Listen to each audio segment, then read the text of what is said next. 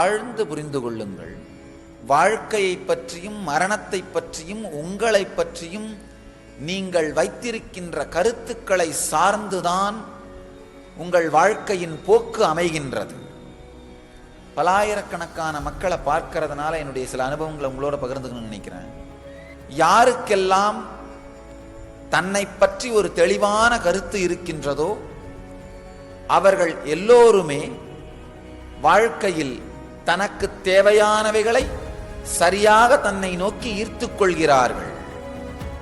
தன்னை பற்றி ஒரு தெளிவான கருத்து இல்லாத பொழுது என்ன செய்வது என்கின்ற வெளி உலகத்தை பற்றிய குழப்பம் மட்டுமல்லாமல் தன்னால் அந்த சூழ்நிலைக்குள் சென்று மீள முடியுமா என்கின்ற தெளிவும் இல்லாமல் வாழுகின்றார்கள்.